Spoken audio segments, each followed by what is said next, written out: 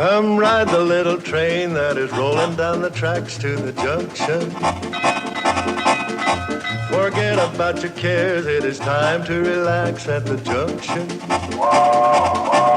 Lots of curves, you bet, and even more when you get to the junction. Petticoat Junction. There's a little hotel called the Shady Rest at the junction. Petticoat Junction. It is run by Kate. Come and be her guest at the junction. Petticoat Junction. And that's Uncle Joe. He's a moving kind of slow at the junction. Petticoat Junction.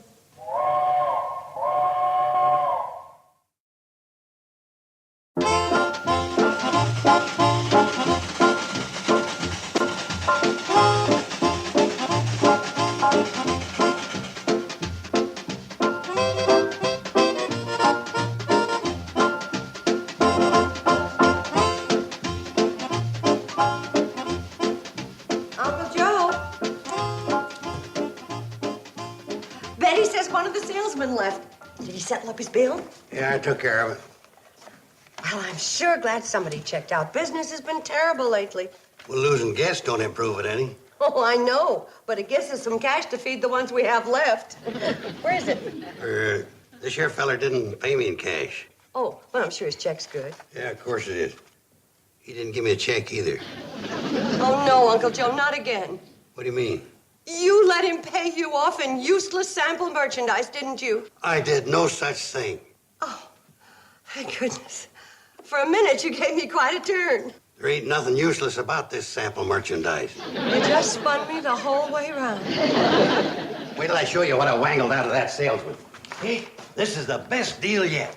Better than the 6 dozen hula hoops you wangled out of the last one? They're still cluttering up the attic. 4 dozen. You forgot the batch I traded to Hank Folsom. Oh, yes. For a gross of button hooks, wasn't it? And 2 pogo sticks. Someday they'll be worth good money. Oh, sure. If people start whirling and jumping in high-button shoes, we'll be rich. I bet you Hank's still kicking himself for that one. Kate, how would you like a beautiful painting to hang back of the desk? We got a painting hanging there. But this one's permanent. You don't throw it away every year after you tear out December. Is that what the salesman gave you? A painting? Not exactly, but about as near to it as you can get. If that's the nearest thing to a painting, you have a very poor sense of distance. Maybe I better explain it to you. You notice a picture is divided into all these little sections with numbers in them? Well, everywhere there's a number, you put a different color. And you know what you get? Different colored numbers? Got no sense of imagination. Now, here's the picture after I get finished painting it. Uncle Joe, the $10 that salesman owed us was our grocery money. How could you take a painting instead? Not just this one, Kate. He gave me 6 others. Here, if you don't like the sailing boat, how about a pedigreed setter? Or here's General Custer I got from him on a horse. You should have gotten Alexander Hamilton. What's so special about Alexander Hamilton? His picture's on a $10 bill.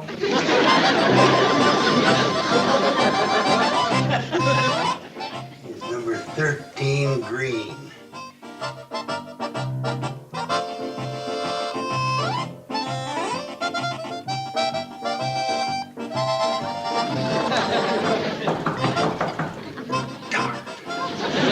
Who is it?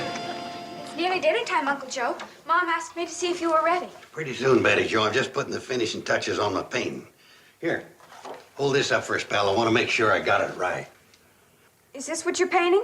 It's mighty pretty. Wait till you see how I done it. There, finished. What do you think of it? Wow.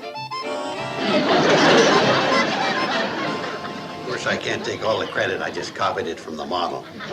What's the ship doing on top of a mountain? Well, that's not a mountain. That's a wave. A brown wave? You noticed that, huh? I guess I slipped up on that when I got the numbers switched. Instead of number 32, I used number 23. What about the purple sky? On this, it's blue. I guess I got that number backwards, too. 11? Those little things don't count. The real great artists sometimes slip up on the details. You'd know that if you'd ever seen a picture of the Venus de Milo. Hey, wait till you see it in this old frame I dug up out of the attic. Well, where are you gonna hang it? I figure the best place is over the desk in the lobby. Isn't that kind of conspicuous? Yeah, that's what I was thinking. First thing folks will see when they come in, it'll hit them right between the eyes. That's what I was thinking, too.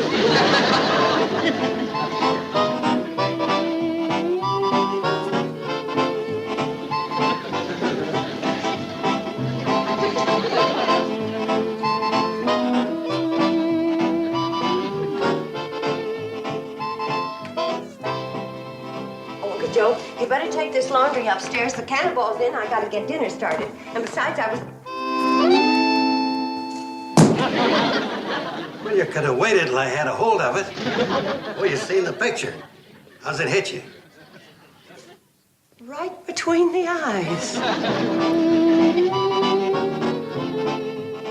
It's still there. Well, ain't you going to say something? Soon as I figure out a way to phrase it. Does it have to hang up there? You know, when folks come in here, that's going to be the first thing they see. Well, that's the idea.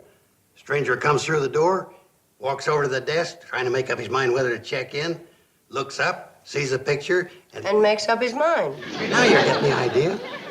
Don't you think it'd look nicer hanging next to your wooden Indian? Oh, but you're always hiding my Indian. I don't even know where he is now. Down in the cellar, behind the furnace. Hey, just because you got no appreciation of art, don't mean... Here's the groceries you asked me to pick up at Sam Drucker's, Kate, and we brought 2 passengers for dinner. Hey, watch what you're doing, Charlie. Lucky thing I'm carrying in the eggs. You notice something new, fellas? I done it. What for? Well, it gives a place class. Not many hotels got an original oil painting in their lobbies. Not that original. I reckon it's the first time a ship ever got stuck on top of a mountain. Well, what about Noah's Ark? Besides, that's not a mountain, it's a wave. A brown wave? A purple sky? Well, you're standing too close. You gotta move back from it to get the full enjoyment. Well, I know, but the lobby ain't big enough. You ain't gonna leave that thing up there, are you, Kate? Why ain't you? It looks just fine up there. Besides, it hides a crack in the wall.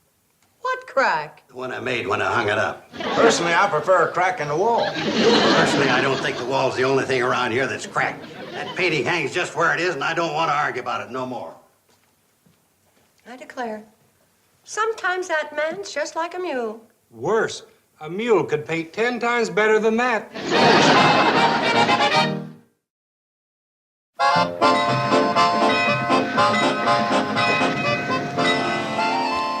The ridiculous idea of stopping a train in the middle of nowhere for dinner. If it's just for dinner, why do I have to lug this vase with me? Because it's an expensive antique. I don't want to let it out of my hands. You mean my hands? This thing's heavy. Stop complaining, Parks. What do you think I pay you for? Besides, you know about my bad back.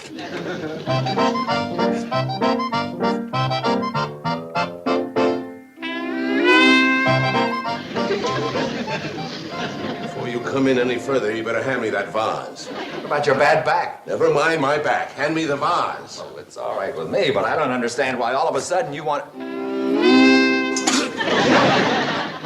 Now I understand. You know something, Parks? I think we've just walked into the Twilight Zone. And we're supposed to have dinner here. Who's hungry? Wait a minute. I want to get a closer look at this. Oh, Mr. Cheever, you may have a weak back, but you certainly have a strong stomach. I'm not talking about the painting. Parks, wouldn't you say this frame is an authentic 19th century Von Getten? It certainly looks like it. Of course, I'd have to see the marks on the back to be sure. Look, that is authentic. That must be worth at least $200. Notice the subtle detail. Magnificent. Afternoon, gentlemen. See, you're admiring my painting. You painted this? Well, I don't like to brag, but I'm the artist. I wouldn't call that bragging. He means you have a very special talent. Special, huh? I don't believe there's another human being alive who could do something like this. Isn't that right? Oh, that's the best painting I've ever seen of a ship on top of a mountain. Would you be willing to sell it? It's not a mountain. Sell it? For money? Of course. I'm an art dealer in Nashville, and I'd be very interested in buying this painting, as is. How much do you want for it? Well, let me see now. There's the paint, the canvas, labor, wear and tear on the brush. $20? 15 with the frame. Sold. So? I knew I was dealing with a shrewd trader. It's easy to see you're as good a businessman as you are an artist.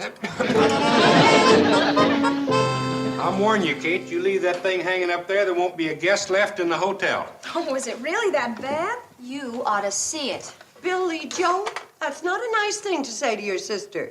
All right, folks, here's your last chance to see this work of art. I'm sorry. That's all right, Bobby Joe. It wasn't your fault. I see you've come to your senses and took that crazy picture down. Crazy picture, huh? This painting's just been sold for $15. Who's crazy now? The feller who bought it. The feller who bought it's an art dealer from Nashville. One of the passengers you brung in on the cannonball. Uncle Joe, you mean you really sold it? For $15. I'm on my way to create it for the man right now. Well, does he know how you did it? By coloring in the numbers? He didn't ask me. Don't you think he should know? He paid $15 for an original painting. Yours is just a copy. This ain't a copy. The original was a picture of a ship riding on a wave. This here's a picture of a ship stuck on a mountain. If you don't tell him, I will. Oh, now, wait a minute, Kate. Don't ruin my career just as I'm getting started. I'll tell you what. Instead of this old frame, we'll give him the one off Grandpa's picture. You know, the one with the carved cupids and the red and green scallop border? I don't know. We certainly ought to get his money's worth with that. Yeah, I suppose so. But just to make sure, I won't charge him for his dinner.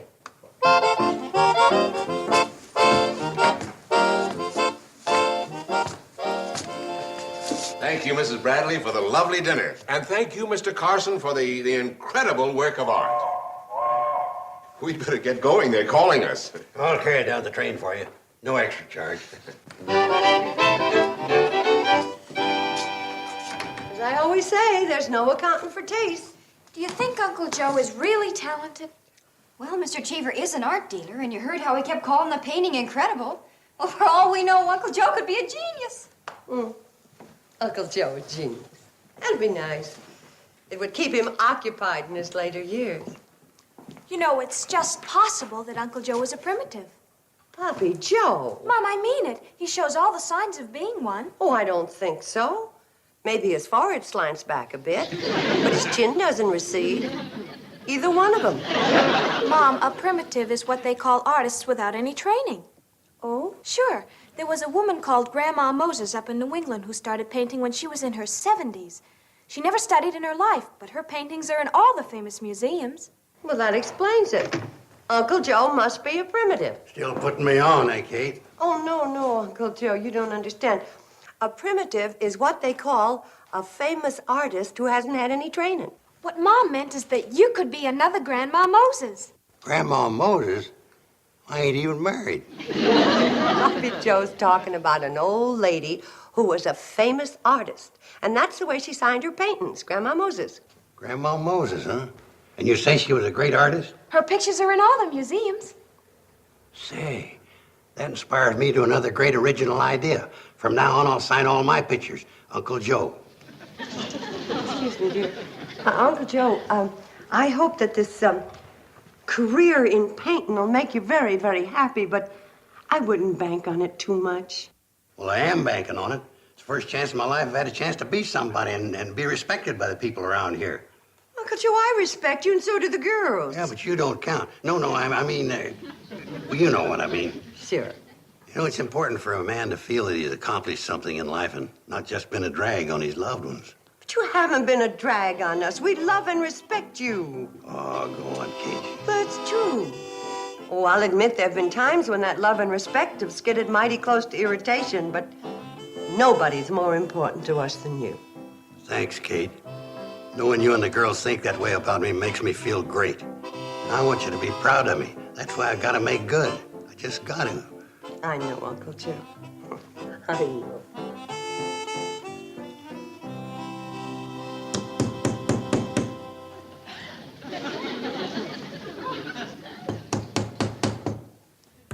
Gee, what's all the noise about? Uncle Joe asked me to finish tacking up his press clippings. Press clippings? Sam Drucker ran a big article about Uncle Joe in the Hooterville World Guardian. But honey, all that hammering.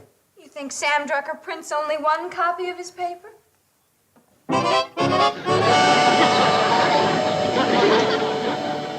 No wonder Sam said he doubled his circulation in this issue. Oh, Betty Joe, guess what happened? Oh, let me tell it. You go up and tell Uncle Joe. I thought you were going to tell Uncle Joe. Oh, that's right. Well, I'll run up and tell Uncle Joe, and you can tell them. Well, if you want to tell Uncle Joe, Tell me what? The director of the art museum in Centerville called up Sam Drucker. He read about Uncle Joe in the newspaper, and he's coming here tomorrow to see him. What for? Well, he's thinking of exhibiting all of his paintings in the museum. No kidding. The whole town's buzzing about it. Now, this ought to put Shady Rest on the map. Oh, I wouldn't be too sure of that. But, Mom, if Uncle Joe gets famous, think of the kind of people that will be coming here. Man. I thought of it first now. Now, listen, I need a lot of new clothes, Mother. Simmer down. In the first place, nothing has happened yet. And in the second place, we... Well, how do you like that for news? All them Uncle Joes that hang in a real art museum. What Uncle Joe's is? Aside from the picture you sold Mr. Cheever, you haven't painted a thing. Yeah. Lucky for me you thought of that, Kate. That's one thing I overlooked. When did you say that museum feller was coming? Tomorrow. Well, all I gotta do is knock out 5 more masterpieces before he shows up. Why only 5?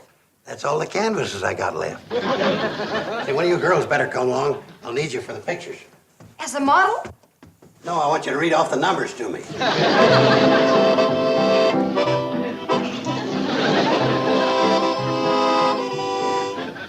Number 14, pink. Number 14, pink. Number 14, pink.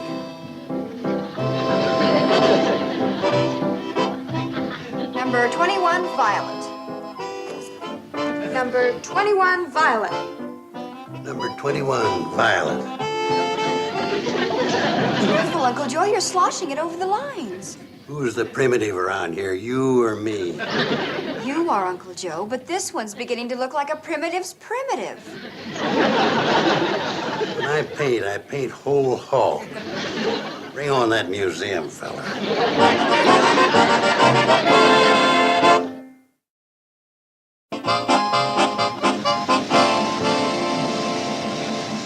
Mom, the Cannonball's here with the people for Uncle Joe's art exhibit. Oh, I sure hope everybody likes the way he paints. They've already had a sample. Look. Oh, no, he's painted on another one of my bed sheets. Darn it, anyway. I was hoping Uncle Joe would stick to his canvases and leave my bed sheets alone. I guess that's the price of art, Mom. More like the price of a new sheet. Uncle Joe, get ready. Here they come. Bring 'em on, especially that museum feller.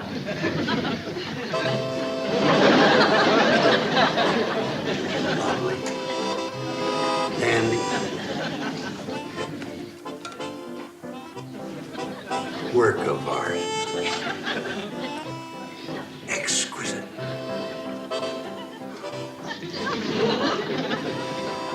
Oh, Billy, don't be stingy with the punch. We want to make a good impression. And with each program you hand out, Bobby, be sure there's a press clipping attached. They're here.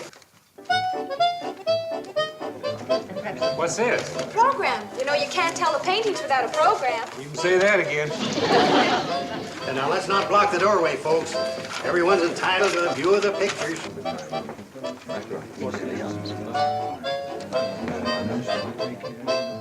General Custer on his horse. I can see the horse, but where's General Custer? Well, this one's a pedigreed Irish setter.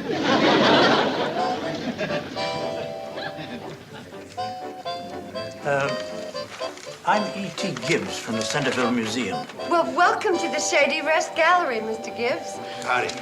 I guess you're the artist. Oh, you could tell, huh? Oh, Billy, give Mr. Gibbs some punch. Come right over here and we'll take a look at the pictures. Now, this is a pedigreed Irish setter. This was General Custer, before the Indians got to him.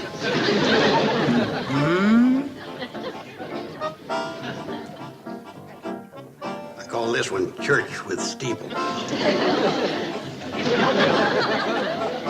I didn't get that last one, Kate. What was it, a or a Huh? Well, what do you think? This one's for cow fanciers.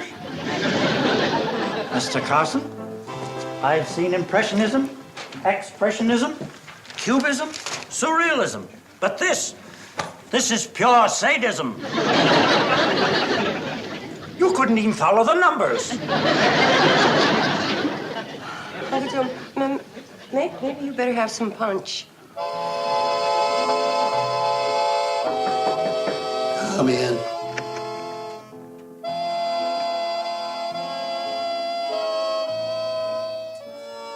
Uncle Joe, it's wrong of you to stay cooped up here brooding. We need you to run the hotel.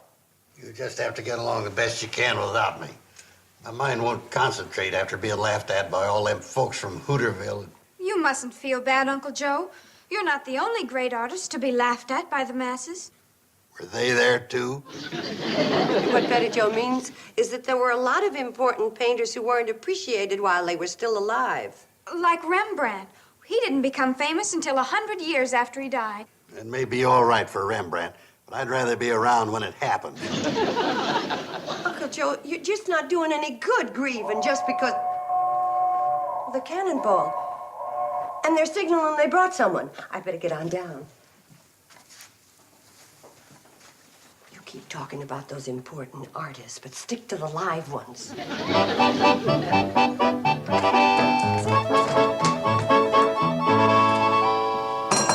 Mr. Cheever, you're back. Of course I'm back. Do you think I'd let myself be swindled? Swindle? You know very well your uncle outsmarted me. Oh, I resent that. Uncle Joe never outsmarted anybody in his whole life. What about this? You mean the painting? Not that monstrosity. I'm talking about the frame. I bought an authentic antique Von Getten frame, and your uncle substituted this piece of junk. You mean it was the frame you were really after? You don't have to pretend anymore, Mrs. Bradley. I admit $15 was a ridiculous price to pay for a Von Getten, and I see you know its real value. But I still want the frame, and I'll give you $150 for it. Without the picture, $200. 200 will be fine, Mr. Cheever. Great. I'll write you out a check. Just a minute. There are certain conditions.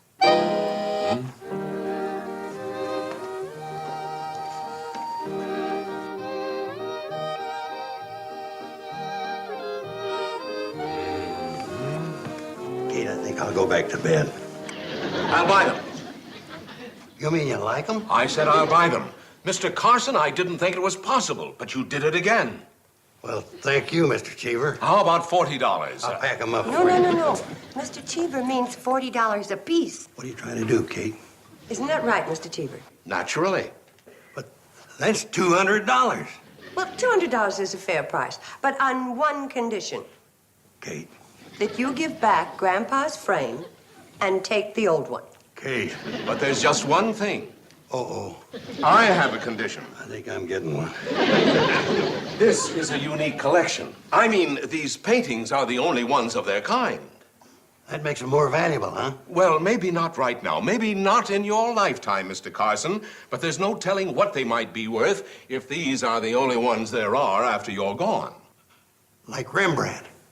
Well, the point is, if you keep flooding the market with Uncle Joe's, well, you can see what'll happen to my investment. I can see what you mean. That's why you've got to agree not to paint another picture without my permission. That sounds fair enough to me, Mr. Cheever. You've got my word on it as a man and an artist. Your word as a man is enough. Now, if I may use the pen in your lobby, I'll write you a check. Uncle Joe, you're a success. A great artist. Yeah, a great retired artist. Don't forget I made a deal with that man. Kate here deserves a little credit. If it weren't for her lucky blunder, we wouldn't have got Grandpa's frame back. $200 for the paintings. And Mr. Cheever said someday they'll even be worth a lot more. Yeah, that's the only hitch. What? I'll always have a feeling that somewhere that fellow'll be out there rooting for me to die.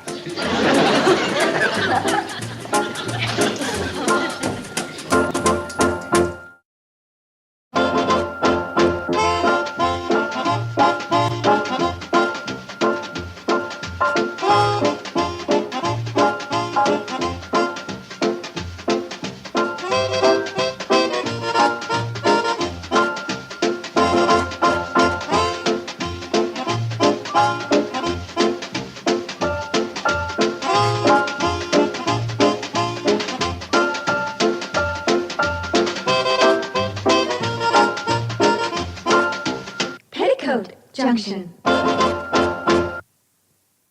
This has been a Filmways presentation.